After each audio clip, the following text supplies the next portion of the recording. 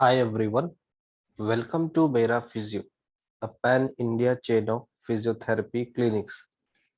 इस वीडियो में आज हम बात करेंगे रेस्पिरेटरी फेलियर के causes, sign and symptoms, risk factors and complications के बारे में। सबसे पहले हम बात करेंगे रेस्पिरेटरी फेलियर के कॉजेस के बारे में। रेस्पिरेटरी फेलियर के अपने पिछले वीडियो में हमने बात किया कि रेस्पिरेटरी फेलियर मेनली दो टाइप के होते हैं। Type 1 that is hypoxemic, type 2 that is hypercapnic. Type 1 में पार्शियल प्रेशर ऑक्सीजन का 60 से कम हो जाता है, तब हम उसे टाइप 1 रेस्पिरेटरी फेलियर कहते। टाइप 2 में पार्शियल प्रेशर कार्बन डाइऑक्साइड का 50 से ज्यादा हो जाता है, यानी partial pressure of carbon dioxide बढ़ जाता है बॉडी में, तब हम टाइप 2 रेस्पिरेटरी फेलियर कहते हैं। उससे पहले हमने बात किया रेस्पिरेटरी सिस्टम के बारे में। हम नेजल कैविटी के बारे में बात किया, हमने लंग्स के तीनों लोब्स के बारे में बात किया जो कि राइट साइड में होते हैं, सुपीरियर, मिडल एंड इंफीरियर। हमने लेफ्ट लंग्स के लोब्स के बारे में बात किया, सुपीरियर एंड इंफीरियर, और वहां प्रेजेंट रहने वाले कार्डियक नॉच के बारे में। अब बात करते हैं रेस्पिरेटरी फेलियर के कॉजेस के बारे में। तो रेस्पिरेटरी फेलियर होने के चांसेस क्यों हैं, या ये रेस्पिरेटरी फेलियर क्यों होते। रेस्पिरेटरी फेलियर पल्मोनरी या एक्स्ट्रा पल्मोनरी रीजन के कारण हो सकता है, यानी हमारे पल्मोनरी सिस्टम, हमारे रेस्पिरेटरी सिस्टम, इसमें कोई एबनॉर्मेलिटी या हमारे बॉडी में कहीं और एबनॉर्मेलिटी है तो भी रेस्पिरेटरी फेलियर कुछ कंडीशंस में हो सकता है। जैसे अगर कोई पर्सन बहुत ज्यादा सिडेटिव ड्रग ले रहा है या बहुत ज्यादा नार्कोटिक ड्रग्स ले रहा है, ऐसे लोग, इन लोगों में जो सीएनएस की एक्टिविटी होती है, हमारे सेंट्रल नर्वस सिस्टम की जो एक्टिविटी होती है, वो सप्रेस हो जाती है। और सप्रेस होने के साथ ही जो वहाँ न्यूरल ड्राइव होता है वो भी सप्रेस हो जाता है, जिसके कारण ब्रीदिंग प्रॉपर नहीं हो पाती। अब ब्रीदिंग प्रॉपर नहीं होगी तो हमारे लंग्स ज्यादा से ज्यादा पुश करने की कोशिश करते हैं। उस पुश करने की कोशिश में हमारे लंग्स फेल हो जाते हैं, अल्टीमेटली रेस्पिरेटरी फेलियर हो जाता है।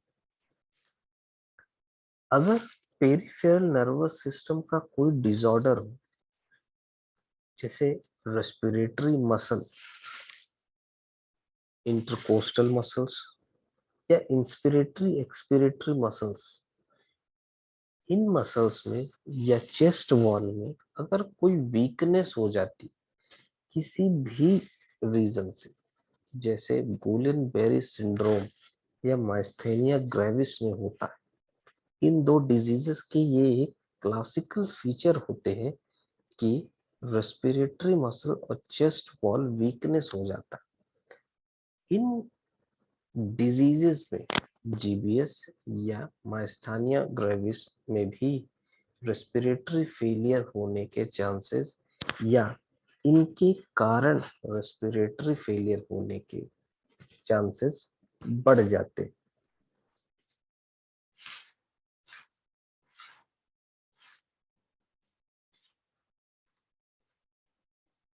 अगर हम पल्मोनरी कॉजेस के बारे में बात करें, पिछले स्लाइड में हमने जो बात किया वो थे एक्स्ट्रा पल्मोनरी कॉजेस। अगर हम पल्मोनरी कॉजेस के बारे में बात करें, तो अगर कभी अपर या लोअर एयरवे में ऑब्स्ट्रक्शन हो जाए, कोई लीजन फॉर्म हो जाए, जैसे आप इस एक्स्ट्रा थोरेसिक ऑब्स्ट्रक्शन के पिक्चर में आप देख पा रहे हैं कि हमारी जो ट्रेकिया है वहां लीजन है। अगर अपर या लोअर एयरवेज में कहीं ऑब्स्ट्रक्शन हो जाए, जैसा कि होता है क्रोनिक ऑब्स्ट्रक्शन पल्मोनरी डिजीज यानी सीओपीडी डिजीजेज में, या फिर ब्रोंकियल अस्थमा में, जिसमें इरिटेंट या एलर्जेंस की एंट्री के कारण वहां अस्थमेटिक अटैक्स आते हैं, और वो शॉर्ट ड्यूरेशन के भी हो सकते हैं या लॉन्ग ड्यूरेशन के भी हो सकते हैं। इन रीजंस के कारण अगर कभी लीजन हो जाता है हमारे ट्रैकिया में या हमारे लोअर एयरवेज में, ब्रोंक्यूल्स में, ऐसे चीजों के कारण भी रेस्पिरेटरी फेलियर हो सकता है। अगर एल्वियोलाई में कोई एबनॉर्मेलिटी है, जिससे टाइप 1 हाइपोक्सिमिक रेस्पिरेटरी फेलियर होता है। टाइप 1 हाइपोक्सिमिक रेस्पिरेटरी फेलियर में हमने बात किया था कि वहां का जो पार्शियल प्रेशर होता है ऑक्सीजन का, अगर वो 60 से नीचे हो जाता है, यानी 60 mm ऑफ Hg से अगर वो नीचे हो जाता है, तब हम ऐसे कंडीशन को हाइपोक्सिमिक रेस्पिरेटरी फेलियर या टाइप 1 रेस्पिरेटरी फेलियर कहते हैं।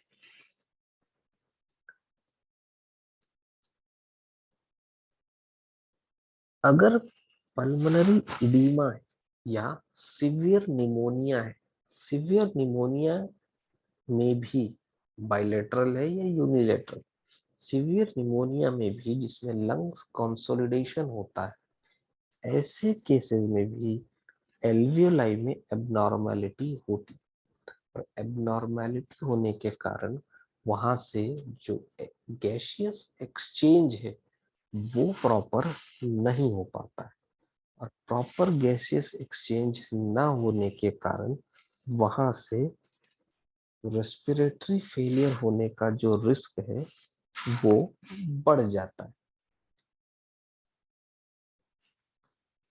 कॉजेस के बाद अब हम बात करते हैं रेस्पिरेटरी फेलियर के साइन एंड सिम्टम्स के बारे में।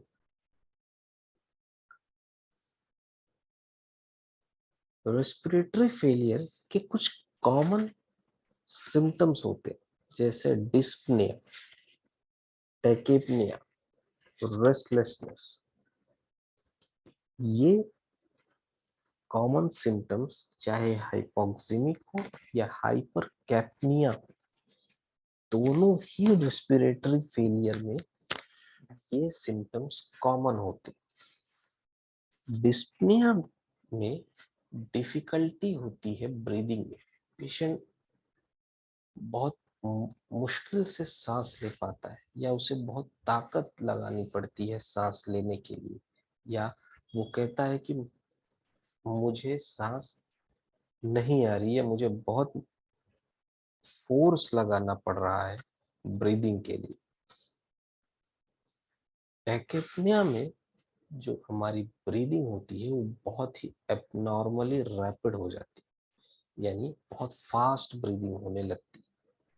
पेशेंट ब्रीदिंग को अगर थोड़े सेकंड के लिए रोकना भी चाहे तो वो रोक नहीं पाता है।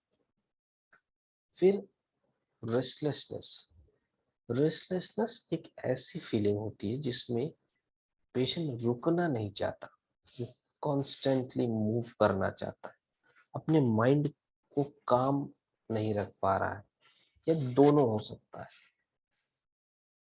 ऐसे पेशेंट्स में हाइपर एक्टिविटी देखी जाती, एंजाइटी देखा जाता, पाल्पिटेशंस देखे जाते हैं। ऐसे पेशेंट बहुत ज्यादा एजिटेटेड होते हैं, उनमें बहुत ज्यादा गुस्सा होता है। ऐसे पेशेंट्स क्योंकि वो रेस्टलेसनेस फील करते हैं, वो कांस्टेंट मूव करना चाहते हैं, उनका दिमाग शांत नहीं रहता। तो ऐसे पेशेंट्स में इंसोम्निया बहुत कॉमन होता है। और उस रेस्टलेसनेस के कारण उनके पैरों में और हाथों में क्रैम्प भी आ सकता है अगर वो मूव नहीं करते, क्योंकि उनकी इच्छा या उनकी बॉडी की डिमांड होती है कि मूव करना है, कांस्टेंट मूव करना है। लेकिन अगर वो मूव नहीं करते हैं तो कई बार ये देखा जाता है कि उनके आर्म्स या उनके लेग्स में क्रैम्प भी आ जाते हैं।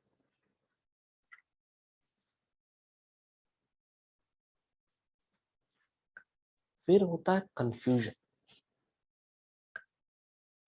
रेस्पिरेटरी फेलियर के पेशेंट में कंफ्यूजन भी बहुत ज्यादा देखने को मिलता है। यानी पेशेंट क्लियरली सोच नहीं पाता, पेशेंट कुछ भी डिसाइड नहीं कर पाता, कुछ भी क्विक अगर उसे करना है तो उसके लिए उसे बहुत टाइम लगता है सोचने में। उसके जो फोकस, उसके जो अटेंशन अटेंशन किसी चीज में रखने की या किसी चीज में फोकस करने की जो एबिलिटी होती है वो भी कम हो जाती है। पेशेंट को लगता है कि उसे कुछ याद नहीं, कुछ याद करने में दिक्कत होती, कोई डिसीजन नहीं ले पाता, या पेशेंट को ऐसा लगता है कि मैं एकदम से डिसओरिएंटेड हो चुका है। ऐसे पेशेंट्स में रिस्क ज्यादा होता है, क्योंकि अगर पेशेंट कंफ्यूज्ड है, पेशेंट क्विकली कोई डिसीजन नहीं ले पा रहा है, और अगर पेशेंट सिंगल है, उसके आसपास कोई भी नहीं है, तो ऐसे पेशेंट की जो मोर्टेलिटी रेट होती है रेस्पिरेटरी फेलियर के कारण वो हाई होती है। एंजाइटी, एंजाइटी होती है फियर या अनइजीनेस, किसी चीज का बहुत ज्यादा डर लगना या अचानक से बहुत ज्यादा घबराहट होना, ये होती है एंजाइटी।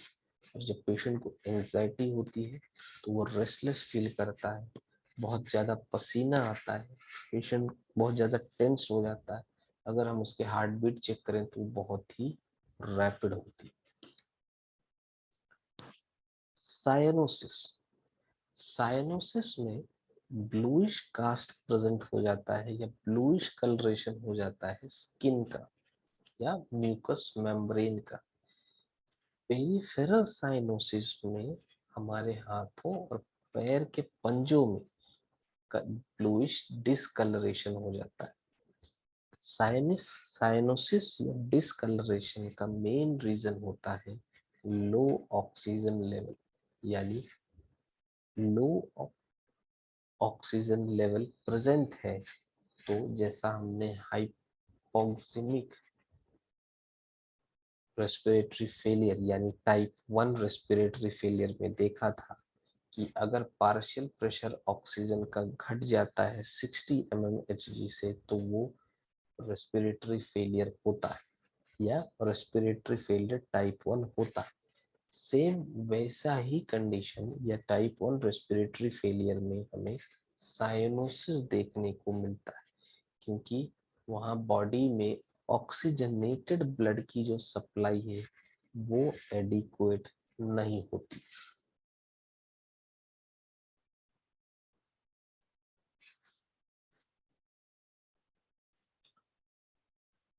फिर अब बात करते हैं टैकीकार्डिया के बारे में। टैकीकार्डिया एक ऐसी मेडिकल टर्म है या ऐसा कंडीशन है जिसमें पेशेंट के हार्ट रेट 100 बीट के ऊपर चले जाते हैं, यानी 100 बीट्स पर मिनट से ज्यादा होते हैं। अगर 120 है, 140 है, ऐसे केसेस में हम कहते हैं कि पेशेंट को टैकीकार्डिया है। पल्मोनरी हाइपरटेंशन, पल्मोनरी हाइपरटेंशन एक ऐसा टर्म, ये ऐसी कंडीशन है जो हाई ब्लड प्रेशर के कारण होती है, और इससे हमारी आर्टरीज जो लंग्स को सप्लाई करती हैं या हार्ट को सप्लाई करती हैं उनमें ये हाइपरटेंशन ज्यादा देखा जाता है। पल्मोनरी आर्टेरियल हाइपरटेंशन में जो ब्लड वेसल्स होती हैं लंग्स की, वो बहुत ही नैरो हो जाती है, या उनमें ब्लॉकेज हो जाता है, या उनमें या वो डिस्ट्रॉय हो जाती है। किसी भी ब्लड वेसल जो लंग्स को जा रही है या लंग्स से जा रही है, ऐसे में अगर उनको वो डिस्ट्रॉय हो गई, उनमें कोई ब्लॉकेज हो गया, तब रेस्पिरेटरी फेलियर के चांसेस ज्यादा होते हैं because of pulmonary hypertension. Loss of consciousness, ये एक ऐसा स्टेट है जिसमें पेशेंट को कोई खबर नहीं होती, कोई अवेयरनेस नहीं होता है कि पेशेंट कहाँ है और कहाँ गिरा पड़ा हुआ है। पेशेंट से कोई रिस्पॉन्स नहीं होता है। अगर हम उसका जीसीएस स्केल चेक करें तो वो बहुत ही कम आता है। पेशेंट एकदम कॉन्शियस नहीं होता, पेशेंट बेहोश हो जाता है। ये कुछ साइन एंड सिम्टम्स है रेस्पिरेटरी फेलियर के प्रेजेंट होने के।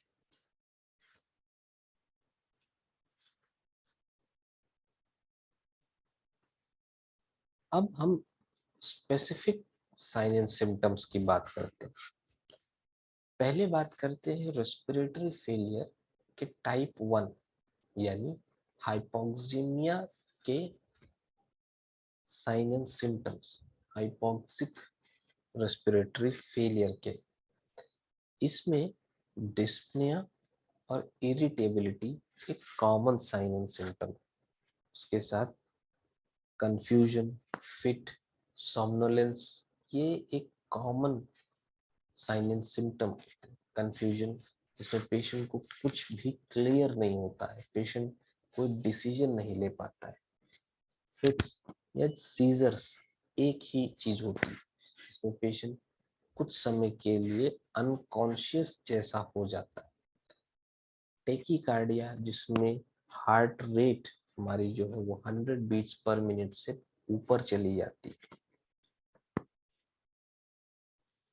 टैकीपनिया, जिसमें हमारी ब्रीदिंग रेट जो होती है बहुत ही रैपिड हो जाती है। और साइनोसिस, साइनोसिस में डिस्कलरेशन होता है या ब्लूइश डिस्कलरेशन होता है। अगर पेरिफेरल साइनोसिस है तो वहाँ ब्लूइश डिस्कलरेशन होगा हैंड में और फिट में, और ये होता है mainly because of absence of oxygenated blood, यानी ऑक्सीजनेटेड ब्लड की कमी के कारण साइनोसिस होता है। और ये कुछ क्लासिकल साइन एंड सिम्टम होते हैं रेस्पिरेटरी फेलियर के टाइप 1 के। अब बात करते हैं रेस्पिरेटरी फेलियर टाइप 2 यानी हाइपरकैप्निया के साइन एंड सिम्टम। अगर किसी को रेस्पिरेटरी फेलियर टाइप 2 यानी हाइपरकैप्निया रेस्पिरेटरी फेलियर है, तो उसके बिहेवियर में कुछ चेंजेस देखने को मिलेंगे जो उस पर्टिकुलर पर्सन के लिए एबनॉर्मल होंगे। जब भी कोई दूसरा इंसान उस पर्टिकुलर पेशेंट को ऑब्जर्व करेगा, तो उस पेशेंट में उसे बहुत सारे बिहेवियरल चेंजेस देखने को मिलेंगे। दूसरा, ऐसे पेशेंट्स जिनको रेस्पिरेटरी फेलियर टाइप 2 होता है, उनमें हेडेक बहुत ही कॉमन होता है, जो कि टाइप 1 में नहीं होता। रेस्पिरेटरी फेलियर टाइप 2 में पेशेंट कोमा में जा सकता है। पेशेंट के जो एक्सट्रीमिटीज होते हैं, फिंगर, टोज, ये सब बहुत ही गर्म होते हैं या इनका टेम्परेचर नॉर्मल बॉडी टेम्परेचर से हाई होता है।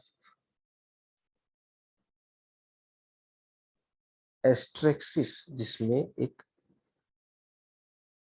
इरेगुलर लैप्स होता है पोस्चर का और बाकी बॉडी पार्ट्स, यानी पोस्चर में डेविएशन होते रहते हैं बॉडी पार्ट्स के।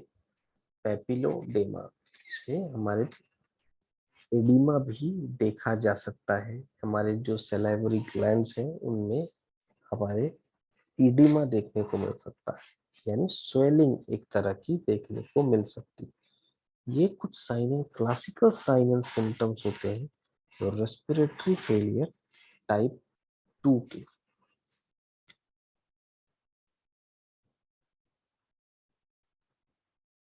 अगर किसी डिजीज के कारण साइनस रेस्पिरेटरी फेलियर होता है तो उसके साइन एंड सिम्टम्स अलग होते हैं। पेशेंट को फीवर आएगा, पेशेंट को कफ यानी खांसी बहुत तेज आएगी, स्पूटम प्रोडक्शन पेशेंट का बढ़ जाएगा, उसको चेस्ट पेन होगा, और वैसा ही चेस्ट पेन जैसा निमोनिया या टीबी में पेशेंट को होता है। अगर पेशेंट को कोई हिस्ट्री रही है सेप्सिस की, कोई इन्फेक्शन की, कोई ट्रॉमा रहा है, बर्न हुआ है पेशेंट को, पेशेंट के थोरेसिक एरिया में बर्न हुआ है, पेशेंट ने ब्लड ट्रांसफ्यूजन कराया है जिसमें उसके एक्यूट रेस्पिरेटरी फेलियर के जस्ट पहले, तो इन केसेस में रेस्पिरेटरी फेलियर के क्रोनिक होने के या रेस्पिरेटरी फेलियर के स्टार्ट होने के चांसेस ज्यादा होते हैं इन सब कंडीशन से एसोसिएटेड होने के बाद। यानी अगर किसी की हिस्ट्री रही है सेप्सिस की, हिस्ट्री रहा है बर्न की, कोई ब्लड ट्रांसफ्यूजन की हिस्ट्री रही है, तो ऐसे पेशेंट्स में रेस्पिरेटरी डिस्ट्रेस सिंड्रोम ही हो सकता है।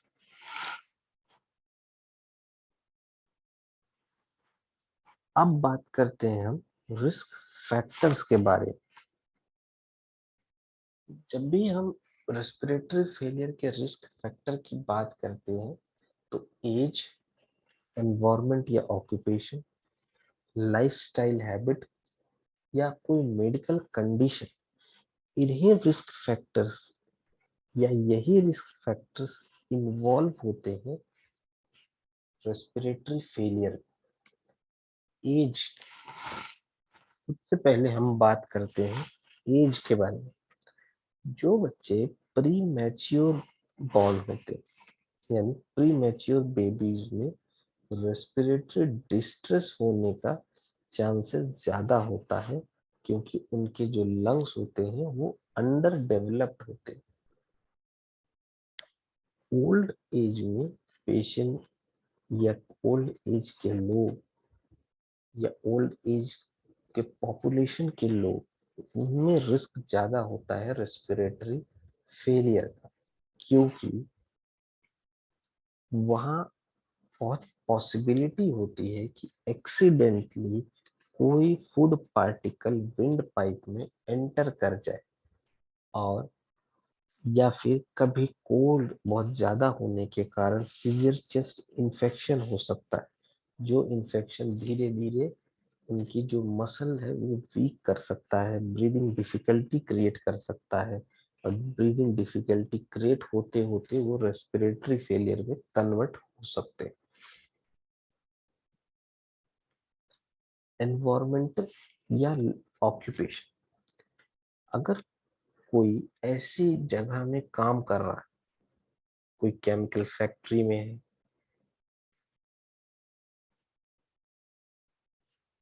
या ऐसी जगह में जहाँ एयर पॉल्यूशन ज्यादा है, डस्ट एरिया ज्यादा है, या कोई स्मोकिंग करता है, स्पेसिफिकली सेकेंड हैंड स्मोकिंग, या ऐसे लोगों में रेस्पिरेटरी फेलियर का रिस्क ज्यादा होता है, क्योंकि अगर कोई स्मोक कर रहा है और हम उसके पास खड़े हैं, तो उस एयर में स्मोक है, हमने उसे इनहेल किया जिसे आप सेकेंड हैंड स्मोक कहते हैं।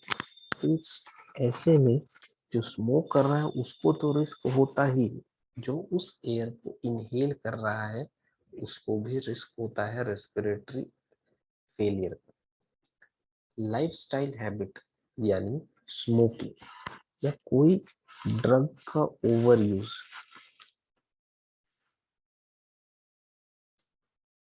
स्मोकिंग या ड्रग के ओवर यूज के कारण या अल्कोहल के एब्यूज के कारण रिस्क बढ़ जाता है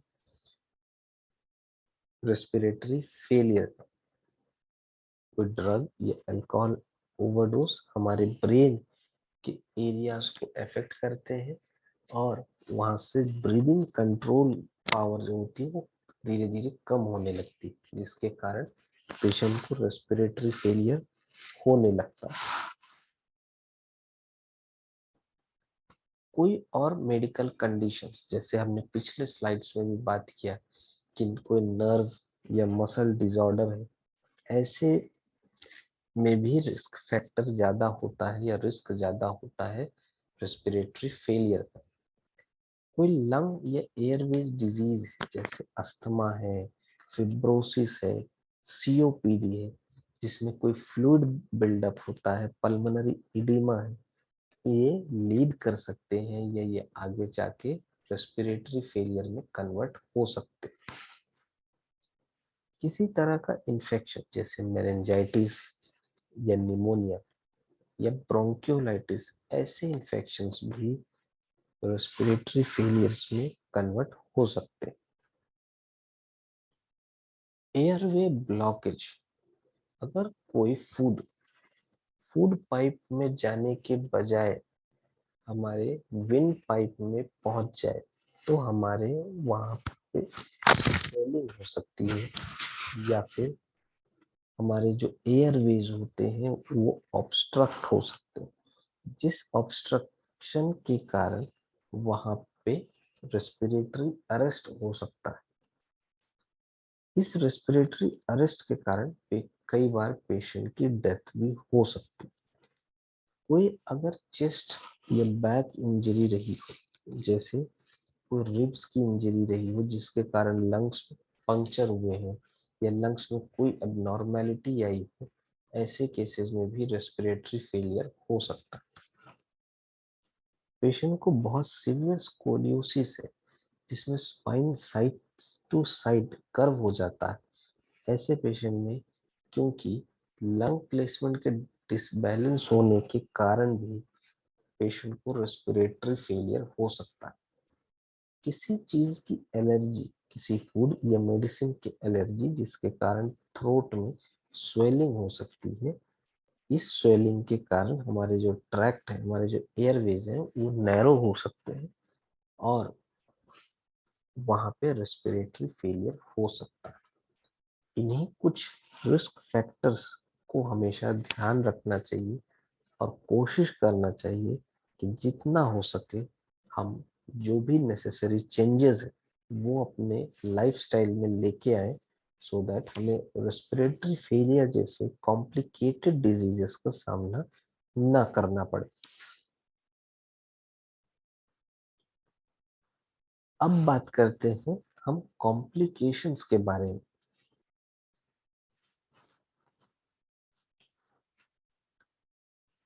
जब भी रेस्पिरेटरी फेलियर के कॉम्प्लिकेशंस के बारे में बात होती है तो वहाँ मल्टीपल ऑर्गन सिस्टम कॉम्प्लिकेशंस होते हैं, यानी कार्डियोवास्कुलर कॉम्प्लिकेशंस हो सकते हैं, पल्मोनरी कॉम्प्लिकेशंस हो सकते हैं, गैस्ट्रोइंटेस्टिनल सिस्टम कॉम्प्लिकेशंस हो सकते हैं। अगर पल्मोनरी कॉम्प्लिकेशंस की बात करें तो पल्मोनरी एम्बोलिज्म हो सकता है, पल्मोनरी फिब्रोसिस हो सकता है, या मैकेनिकल वेंटिलेटर यूज करने के कारण उसके सेकेंडरी कॉम्प्लिकेशंस हो सकते हैं जो लीड कर सकते हैं कोई अदर या सीरियस कॉम्प्लिकेशंस से की तरफ। कार्डियोवास्कुलर कॉम्प्लिकेशंस, पेशेंट को हाइपोटेंशन हो सकता है, बीपी बहुत पेशेंट का नीचे लेवल आ सकता है, पेशेंट का जो कार्डियक आउटपुट है वो नीचे आ जाता है और रिड्यूस हो जाता है। पेरिकार्डाइटिस, यानी कि जो पेरिकार्डियम होती है, हार्ट की जो मसल होती है, जो लेयर होती है, उसमें इन्फ्लामेशन हो सकता है या मायोकार्डियल इन्फार्क्शन हो सकता है। गैस्ट्रोइंटेस्टिनल कॉम्प्लिकेशंस की अगर हम बात करें तो पेशेंट को हेमरेज हो सकता है, डायरिया हो सकता है, ड्यूडेनल अल्सरेशन हो सकता है, और ये किसी भी स्ट्रेस के कारण हो सकते हैं अगर पेशेंट को एक्यूट रेस्पिरेटरी फेलियर हुआ है तो।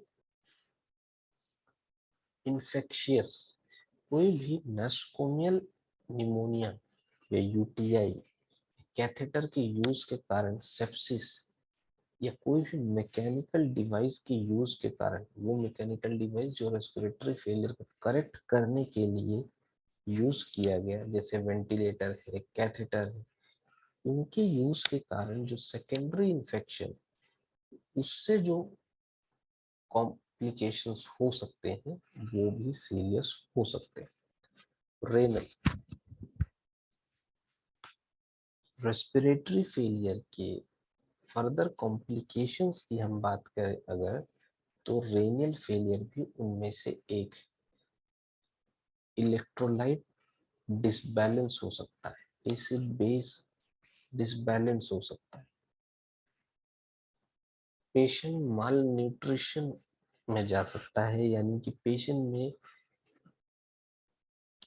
बॉडी वेट बहुत कम हो सकता है पेशेंट, क्योंकि उसमें गैस्ट्रोइंटेस्टिनल सिम्टम्स आ सकते हैं, तो पेशेंट के जो इंटरनल जो न्यूट्रिशन है उससे रिलेटेड और भी कॉम्प्लिकेशंस अराइज हो सकते हैं, जिसमें एब्डोमिनल डिस्टेंशन या डायरिया जैसी चीजें भी हो सकती है।